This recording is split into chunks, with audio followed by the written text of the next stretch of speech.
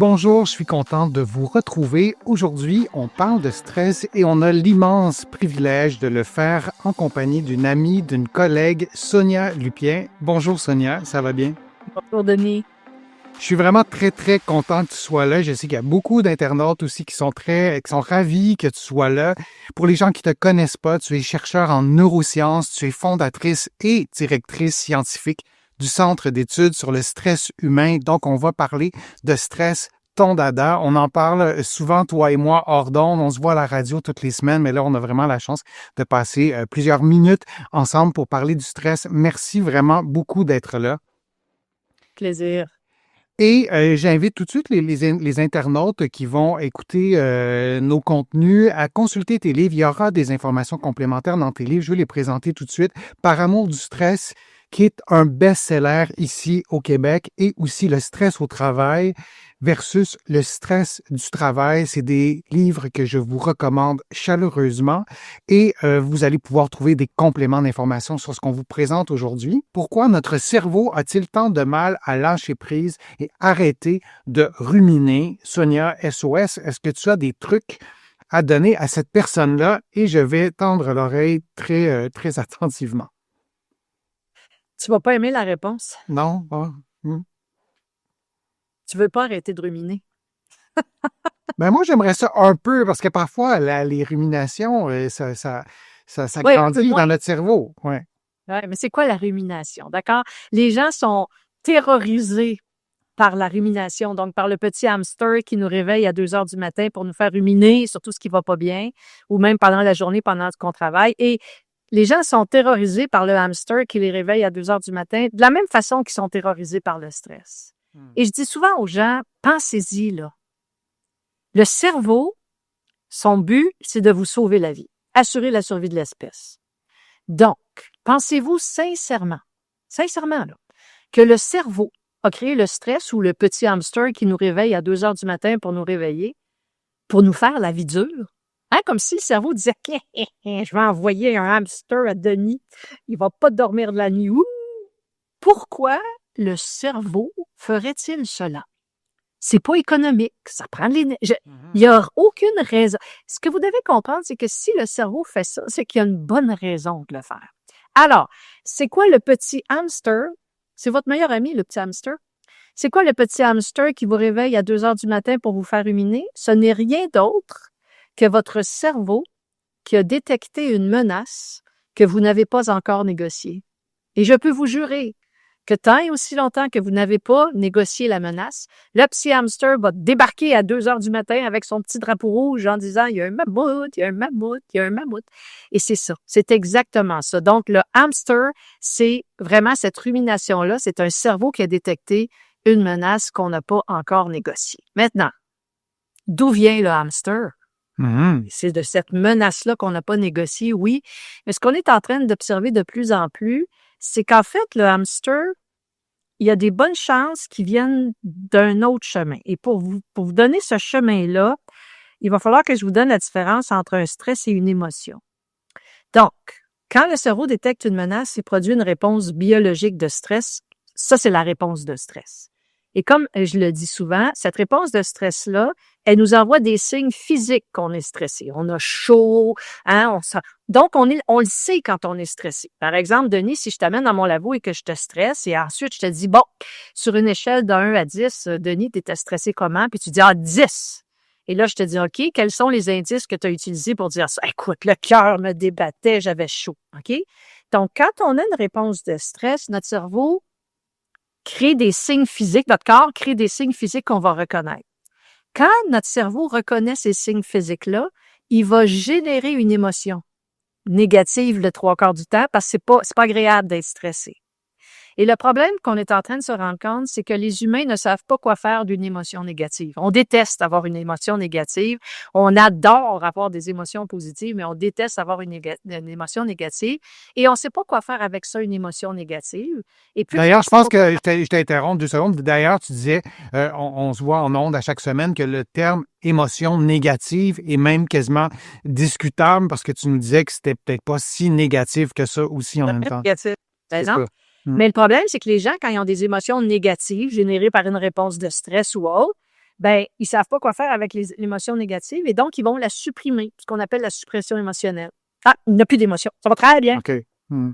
Ben, on est en train de suspecter fortement qu'à chaque fois que vous supprimez une émotion négative, vous activez votre hamster. Le cerveau, il va pas vous laisser supprimer une information importante à sa survie. Vous pouvez bien l'essayer, mais lui, il va faire non, c'est pas ça. Moi, mon travail, c'est de t'annoncer tous les menaces qui arrivent pour que tu génères une réponse de stress et que tu te sortes de ce bourbier-là. Et donc, vous pouvez bien supprimer toutes les émotions négatives générées par votre réponse de stress. Ce qui va arriver, c'est qu'à 2 heures le matin, le cerveau va envoyer votre petit hamster qui va dire non, non, non, t'as un mammouth, t'as un stresseur.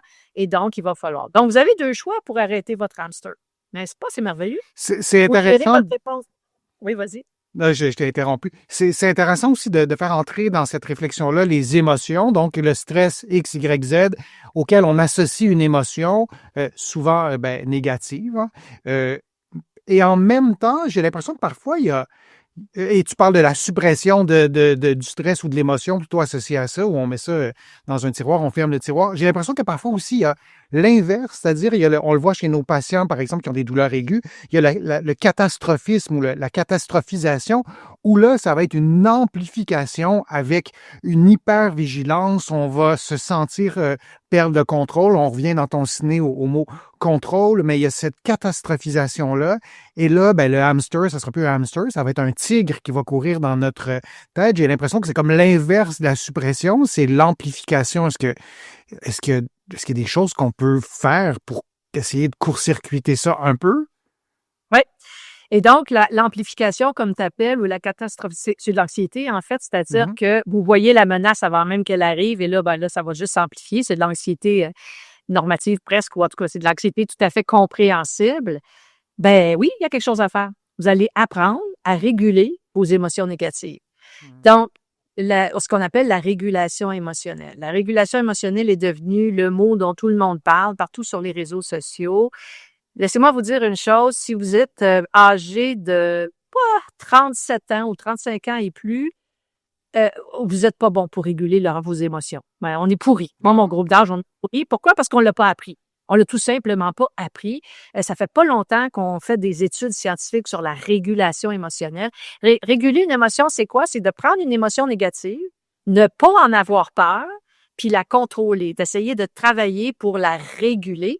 Et donc, nous, on est pourris dans notre groupe d'âge. Les enfants sont bien meilleurs que nous et les jeunes adultes. Les enfants, parce qu'ils apprennent ça dans leurs cours à l'école, par exemple. Vous allez les voir revenir de l'école avec une petite plaquette, avec plein de petits émojis, avec toutes sortes de petites émotions. On est en train de leur apprendre à nommer leurs émotions parce qu'on s'est rendu compte qu'on a de la misère à contrôler nos émotions négatives, à réguler nos émotions négatives parce qu'en général, quand on parle de nos émotions, on est toujours binaire. Ça va bien, ça va très mal. Mais il y a plein d'émotions entre les deux. Et donc, si vous avez juste 2 choix, c'est pas très, très payant pour votre cerveau.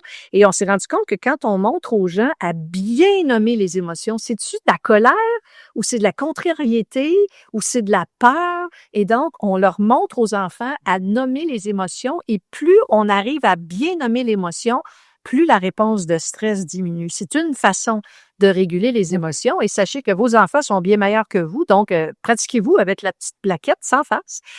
On leur apprend ça maintenant dès l'école et vos jeunes adultes aussi sont meilleurs que vous si vous avez plus de 35-40 ans parce que on parle beaucoup contre les réseaux sociaux, mais il y a plein d'excellents psychologues sur TikTok, Instagram, tout ça, qui apprennent aux jeunes adultes, aux adolescents à réguler leurs émotions. C'est fascinant d'écouter les jeunes adultes parler de la régulation émotionnelle. On a beaucoup, beaucoup à apprendre d'eux.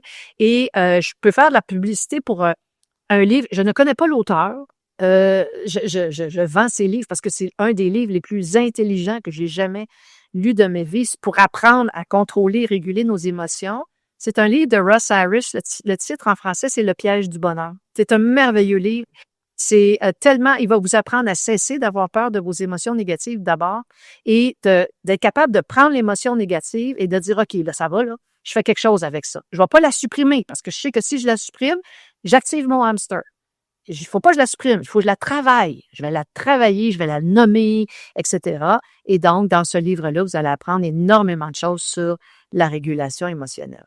intéressant pour dompter la petite souris qui court dans notre cerveau à 3 heures du matin. Merci, vraiment, merci de votre participation, merci de vos échanges, merci Sonia de ta présence, de ton immense générosité. C'est un plaisir de te côtoyer chaque semaine à la radio et ça a été un grand plaisir de pouvoir présenter ces contenus. Si vous voulez aller plus loin, si vous voulez approfondir certains contenus que Sonia nous a présentés, premier livre Par amour du stress, second livre à lire absolument, le stress au travail, le stress du travail. Et si vous êtes retraité, c'est une bonne idée de lire le deuxième livre aussi. Vous allez trouver vraiment une mine d'informations sur des éléments qui touchent vraiment à votre quotidien et ça nous change le fait d'avoir lu ces 2 livres-là. Merci Sonia, j'espère qu'on aura l'occasion de se reprendre et je vous dis à une prochaine fois, à une prochaine vidéo. À bientôt tout le monde.